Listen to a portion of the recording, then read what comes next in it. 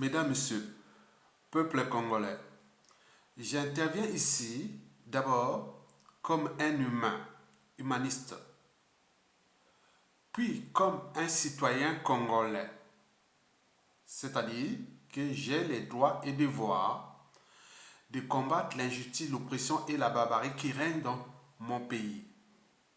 Et j'interviens ici enfin comme un intellectuel, c'est-à-dire un lettré libre ou dégagé qui fait part de ses opinions, de sa liberté de penser, de réfléchir, sa liberté d'expression, de ses analyses et de ses points de vue sur des problématiques et les enjeux plus ou moins partagés. Quels que soient les enjeux, je voulais toujours dire que ma conscience sera toujours au-dessus de la pertinence. C'est que je définis moi, ma liberté de conscience. Mesdames, Messieurs, peuple congolais, je fais ici un travail de citoyen, bien entendu. Donc, je décrypte la chronique d'un drame, d'une tragédie congolaise qui se déroule à huis clos, en zone France-Afrique, sous le joug de la dictature agonisante, à bout de souffle et au bout du rouleau, du dictateur Denis Sassou Nguesso. Ceci dit, n'oubliez pas de développer deux réflexes. Un, likez, j'aime cette vidéo pour la protéger des ennemis de la raison, de la vérité et de l'intérêt général.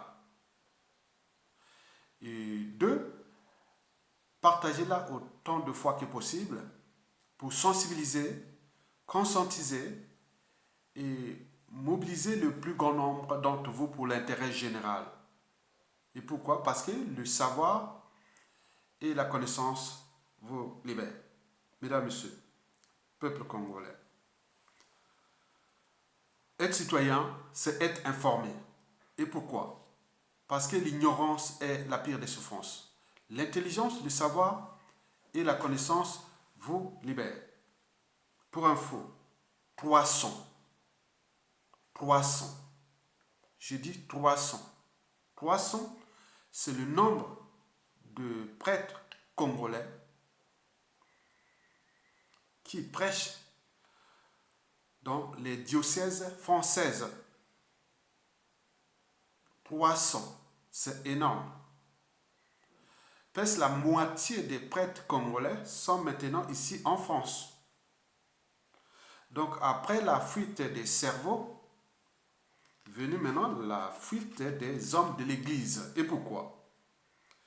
C'est parce que depuis des années, et surtout pour ces 24 dernières années, quand Sassou Nguesso est revenu au pouvoir, à travers un coup d'État sanglant France-Afrique, il avait la ferme intention de piétiner le peuple congolais et ce pays. Et ce qu'il a fait avec les moyens de l'État. Donc, après la fuite des cerveaux, est venue la fuite des hommes de l'Église. Et c'est une réalité. Sinon, ça se serait. 300 prêtres. Aujourd'hui, dimanche, allez dans toutes les diocèses de France. Vous allez rencontrer ces prêtres-là, les prêtres-là, qui sont partout, partout. D'autres sont des aumôniers. D'autres sont voilà, ils sont partout. Mais qu'est-ce qui se passe? C'est tous les questionnements. Mesdames, Messieurs, peuple congolais, pourquoi et comment Denis Sassou Nguesso a-t-il piétiné la foi chrétienne et le catholicisme au Congo-Brazzaville? D'abord, pourquoi a-t-il piétiné la foi chrétienne et le catholicisme au Congo-Brazzaville? Parce qu'il a tout compris. Il a tout compris. Il avait compris. Il a compris que l'Église catholique ou le catholicisme romain, dont le siège est au Vatican, faisait partie ou fait partie aussi des instances de gouvernance globale ou des instances de domination mondiale. Donc l'Église catholique, le catholicisme qui est adossé au Vatican, fait partie des instances de domination mondiale, ou plutôt de gouvernance globale. Au même titre que la Commission européenne, la BCE ou la Banque, la Communauté européenne, l'Organisation mondiale du commerce, l'OMC, l'OMS, Organisation mondiale de la santé, le G8, le G20, le FMI, le Fonds monétaire international, la Banque mondiale, l'Union africaine, la Banque africaine de développement, le Vatican, etc., etc. Toutes ces instances sont des instances de gouvernance globale. Ils font partie des piliers de la domination mondiale et notamment occidentale. On est bien d'accord? Très bien. Et donc, l'Église catholique est là-dedans. C'est le pilier, l'auxiliaire de ces instances de gouvernance globale. Et pour ce faire, il a suffi à Denis Sassou Nguesso d'être avec eux. D'être avec eux. Par la corruption et les achats de conscience, etc. Sassou sait que l'Église catholique, c'est le Vatican. Le Vatican fait partie des instances de gouvernance globale ou d'influence mondiale. Donc, je vais directement me représenter au Vatican. Mais il passe quoi? Il passe par quoi? Par l'Église catholique congolaise. Et comment? C'est par la corruption, les achats de conscience. Et c'est ce que Denis Sassou Nguesso l'a toujours fait depuis l'assassinat du cardinal Émile Biayenda le 21 mars 1977 à Brazzaville. Ce faisant, Denis Sassou Nguesso contrôle depuis presque 44 ans la foi chrétienne et le catholicisme dans notre pays. Il contrôle totalement la foi, la spiritualité et la conscience des prêtres et de leurs adeptes. Surtout la conscience des prêtres les plus influents de notre pays, qui sont d'une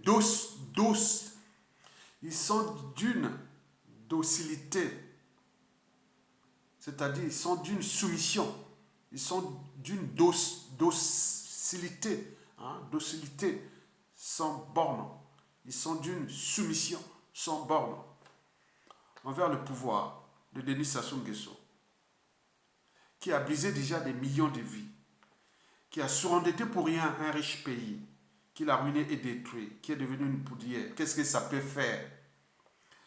Puisque le pouvoir de Denis Sassou Nguesso les entretient.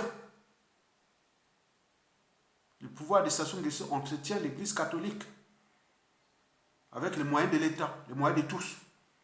Il les rémunère et fait jouer les groupes d'intérêt dont l'islam, les églises de réveil,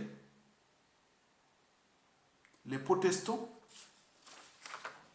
les francs-maçons, l'église catholique, etc., les uns contre les autres. C'est sa vision de la spiritualité comme une compétition d'intérêt. Et l'État congolais comme leur compagnie d'assurance. Puisqu'on sort l'argent de l'État congolais, du peuple congolais. On les paye, on les entretient, on les fait tout. Vous avez tout compris? Donc c'est une compétition des groupes d'intérêt. Où on retrouve les musulmans, les églises de réveil, les catholiques, les protestants et tout ce monde-là. Venons au mangeoir. Il y a l'argent. L'argent du peuple congolais. On laisse le peuple dans la main de la misère et autres, venez ensemble. Parce que s'il n'y a pas de misère, il n'y a pas ces choses-là. Il faut la misère, il faut ça. Hein. Donc, voilà le jeu. Donc, tu veux combien? Tiens, ça coûte combien? Tiens, tiens, tiens, tiens, tiens. Cette compétition d'intérêt et l'État congolais comme les compagnies d'assurance. Le tout dans le but de faire disparaître les 5 éléments matériels de la vie. Par exemple, l'accès à l'eau potable, l'accès aux soins, à la nourriture et à la dignité humaine, pour ne citer que ça. Vous voyez que le pays est dans la merde, la population est dans la merde. Mais la région du Congo passe en coulisses. Hein. On achète la conscience, on te met là dans la bouche et tu ne parles plus. Donc, vous imaginez déjà. La globalisation a consolidé le pouvoir de Denis Sassou Nguesso. Celui-ci a donné une interprétation exclusivement néolibérale de la foi et de la spiritualité au Congo. Vous avez tout compris. Mesdames et messieurs, peuple congolais. Comment Denis Sassou Nguesso a-t-il piétiné la foi chrétienne ou le catholicisme au Congo-Brazzaville? C'est pas sorcier. 1. En assassinant d'abord le cardinal Émile Biaïnda. Ce fut le 21 mars 1977. 2. En achetant la conscience de l'Église catholique sur du front Jéchelle au Congo, en Afrique et dans le monde. Tout ce qui est influent de l'Église catholique, qu'on le sait qu'elle fait partie des instances de gouvernance globale, d'influence mondiale. Donc, je vais là-bas, j'achète tout ce qui peuvent parler et les tiens. Il y a des réseaux pour ça, qui travaillent pour ça, avec les moyens de l'État. On n'a pas saigné notre pays pour rien. Hein. Ce n'est pas que les biens mal acquis, ni tout ça. Non. Le produit intérieur brut congolais a été en grande partie aussi vidé ou spolié, ou voilà, les caisses de l'État et autres, c'est en partie lié à ces réseaux-là. Pour la survie d'un régime tyrannique qui, derrière, aussi la France-Afrique, puisque la France est la mère de la chrétienté, la France est la mère de l'Église catholique. La France est la mère de l'Église catholique. Or, la France est le patron de la France-Afrique. Et Denis Sassou Nguesso son pion. Donc, tout s'enchaîne. Mais il manque quelque chose. L'élément pour consolider ça, ce sont les caisses de l'État congolais. Les finances de l'État. Donc, ils ont été saignés à cause de ça. Allez. Donc, assassinons le cardinal Émile Biaïnda en achetant la conscience de l'Église catholique, en les entretenant, hein, ils entretiennent tout, hein, et en empêchant la béatification du cardinal Émile Biaïnda. Et pourquoi? Parce que si on béatifiait le cardinal Émile Biaïnda, c'est plus d'1 milliard de chrétiens dans le monde, des catholiques, des cathos dans le monde, ils vont dire, mais c'est quoi? Qu'est-ce qui s'est passé? Là, il faut empêcher ça. Et la fin ne justifie pas les moyens employés par Sassou Nguesso et pour empêcher ça. Vous avez tout compris? Donc, quand les gens disent béatification, non, on perd le temps. Tant que Sassou Nguesso sera là, il n'y aura pas la béatification du cardinal Émile Biaïnda parce qu'il a acheté la conscience de l'Église catholique, il finance, ils font tout ce qu'ils peuvent faire de ces moyens de l'État. Vous avez tout compris? Donc, la fin ne justifie pas les moyens employés. Et donc, méfiez-vous des apparences. L'Église catholique et ses partenaires, et la spiritualité au-delà, ont consommé quand même notre produit intérieur brut, sans le savoir. Si bien que l'abbé Mesmin Massengo appelle les catholiques congolais à se soumettre aux frères Denis Sassou Nguesso, selon lui, le bienfaiteur de l'Église catholique congolaise. Il appelle les catholiques du Congo, venez soutenir Sassou Nguesso. Il est le bienfaiteur de l'Église catholique. Alors qu'on est en présence d'une compétition des groupes d'intérêt au service des instances de gouvernance globale. Et donc, lui, il en profite pour la conservation de sa tyrannie. Sassou ne peut pas bouger à cause de ça. Parmi les piliers de la conservation de la tyrannie de Denis Sassou Nguesso figure aussi l'Église catholique. Mesdames, Messieurs, peuple congolais, vous imaginez que l'abbé Mesmer Massengo appelle les catholiques congolais à se soumettre au frère Denis Sassou Nguesso, le bienfaiteur de l'Église catholique congolaise. Vous imaginez? Chez nous, où tout est par émotion et par appartenance, et la réaction ne s'est pas fait attendre. Oui, Massengo, Mesmer Massengo, il est d'origine Téké. C'est un mercenaire Téké au service de l'Église catholique. Toujours les Téké, travaille toujours avec les Mboshi. Et voilà. On peut aller plus loin. Il y avait aussi Monseigneur Milondou. Ah oui, là c'est le diable de Larry. C'est vraiment les Larry sont des traîtres. Et voilà, vous pouvez imaginer. N'oublions pas, dans le Nord, Monseigneur Abagna, qui a inauguré à l'époque l'église satanique de Denis Sassou Nguesso, nom de sa fille, et que tout le monde, ah ça y est, encore les nordistes, encore les Mboshi, les Makwa, les Kouyou. Donc, attends, tout est par appartenance là-bas. Vous allez par exemple voir, moi aussi, on m'a lancé la fatwa contre moi. N'allez pas regarder la chaîne d'Ayatollah parce qu'il a critiqué un gars du Sud. C'est un homme qu'il faut l'abattre. On ne veut plus le voir. Vous voyez déjà ça comme intellectuel, comme ceci. Vous voyez déjà l'Afrique là-bas, c'est ça qui s'est un peu dérangé, quoi. Donc vous imaginez l'émotion par rapport à cette réaction. Donc je ne savais pas que Massengo, Mesmer Massengo, c'est Téké. Moi je ne savais pas, moi je connaissais Milondou. C'est un Larry, mais moi je savais aussi à Monseigneur Abagna. C'est un Makwa et Kouyou. Bon, donc voilà, donc tout est mélangé là-bas par rapport. Non. Quand vous n'avez pas encore franchi la barrière de la raison, de l'esprit critique, de la liberté, de la dignité et de la conscience, vous ne pouvez pas prétendre être humain. Non, ce sont les fondamentaux. La raison, la liberté, la dignité, l'esprit critique et la conscience. C'est ce qu'on appelle l'empathie. Si on les met au service des autres, vous avez tout compris. Donc, tout ce monde-là est au service de Denis Sassou Nguesso. Pourquoi? Parce que c'est une pyramide. C'est une pyramide. Sassou Nguesso est au sommet de la pyramide de l'église catholique au Congo-Brazzaville. C'est lui le pape. Parce qu'il a le chèque, il a les moyens. Au moment qu'on va lui enlever le chèque, vous allez voir, tout va s'enchaîner. Béatification du cardinal Emi Biaïda, Sassou Nguesso, voilà. Donc vous avez tout compris. Ok? Jouez pas aux émotions ni à l'appartenance. Jouez à la raison. La raison de douter, de réfléchir, de penser, de trouver des stratégies et autres pour le mettre Sassou Nguesso hors d'état de nuit et comprendre qu'est-ce qui est arrivé. Vous avez tout compris? Certains vont même plus loin. Non, mais écoutez, s'il peut piétiner l'église catholique, qu'est-ce que ça peut faire? Ce sont des religions étrangères qui sont venues nous dominer. Et donc, il y a toujours des négationnistes, il y a toujours des complotistes, il y a toujours ceux qui sèment l'amalgame et autres. Bon, ben, tout à fait, ça fait partie de l'humanité.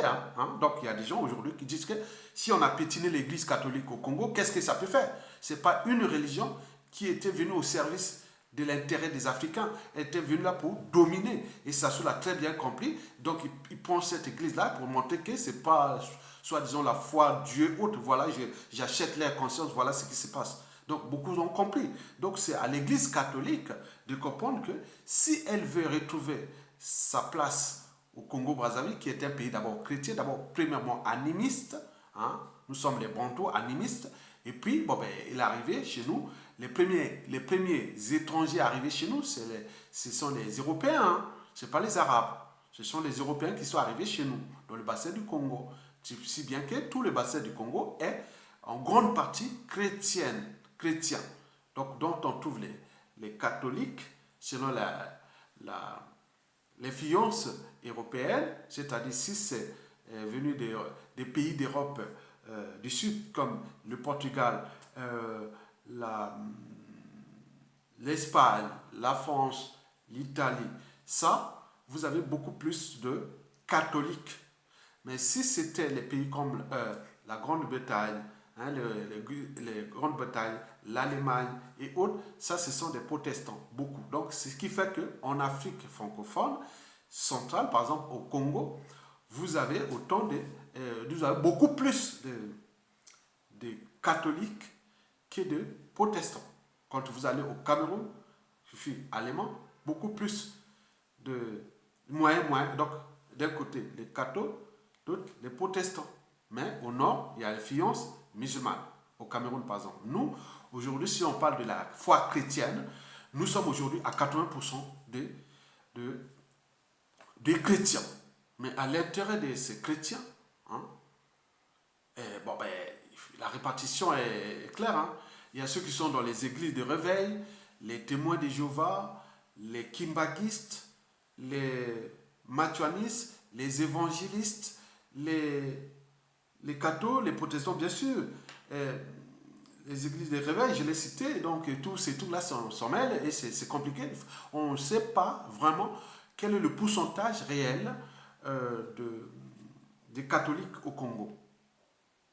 Moi, pour catholique protestant, les deux ensemble, en termes de chrétienté, je pense qu'on sera autour de 40% des catholiques et 30% des protestants. On est d'accord? Très bien.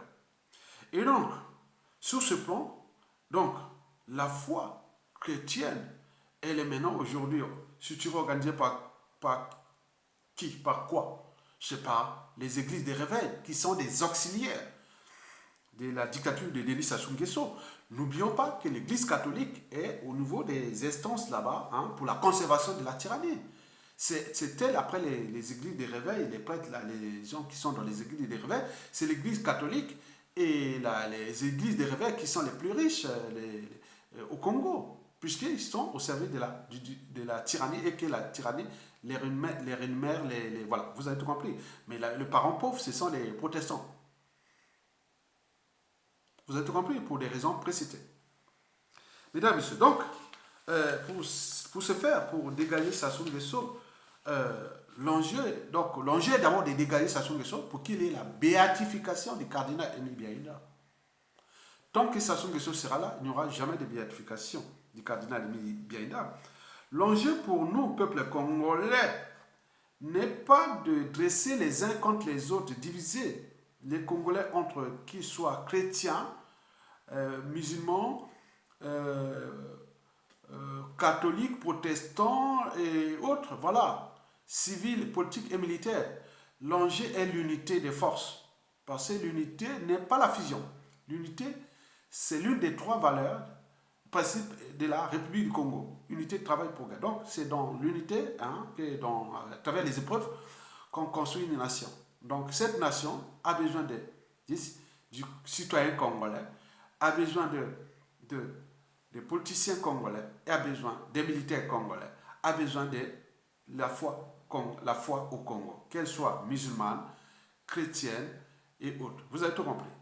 Donc, l'enjeu pour nous est de comprendre que le mal est profond et que nous avions besoin de la spiritualité. Le Congo demain a besoin d'être, les Congolais, il faut les exorciser. Parce que le mal est profond. Et nous avions besoin aussi de l'Église catholique pour que ça se dégage.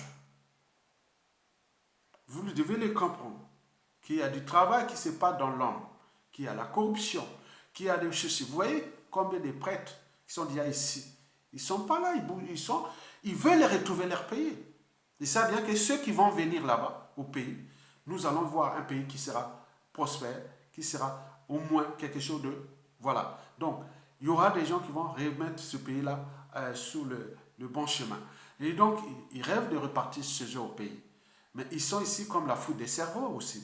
Donc, c'est une dynamique qui est national avec les hommes de l'Église, que ce soit l'Église catholique, que ce soit protestante, les politiciens, les militaires, les intellectuels et tout le monde dans la mêlée pour faire partir le mal, qui est aujourd'hui représenté par Denis Sassou Nguesso. Donc, pour terminer, il faut savoir que la foi chrétienne reviendra au Congo sur condition que ça se dégage et qu'il y ait béatification du cardinal Émile Biaïda. Je parle bien de la foi chrétienne catholique. Vous avez compris? Très bien. Donc, ensemble, pour que ça se dégage. Nous faisons là le travail d'intellectuel et pour que nous arrivions à l'assaut final, que ça se dégage. Ça va se faire, ça doit se faire d'ici peu. Merci beaucoup, à bientôt et bon vent à ceux qui vont partager cette vidéo. Et je suis là pour expliquer des choses que vous ne pouvez pas voir, mais nous, on essaie un peu de comprendre ça et analyser à partir des courants et autres, parce que j'en reçois beaucoup de messages, hein, des trucs venant de l'église, hein, donc pas des prêtres hein, qui envoient aussi des messages sur ma mail, par des réseaux, on m'envoie les messages. Donc j'ai fait cette vidéo parce que depuis la publication de l'appel de l'abbé Mesmin Massengo, il y a tous les réseaux catholiques qui m'ont envoyé beaucoup d'informations, hein, beaucoup de mails. Donc je dis, il y a des choses qu'on ne peut pas dire, mais moi j'ai analysé ça dans le cadre global. Mais la réalité est là. Sassou a pris beaucoup d'argent de notre pays, a distribué ça à l'église catholique pour la conservation de sa tyrannie et pour les enjeux aussi France-Afrique. Donc l'église catholique la France est la mère de l'église catholique. Le père c'est l'Italie, les Romains. Et la France c'est la mère.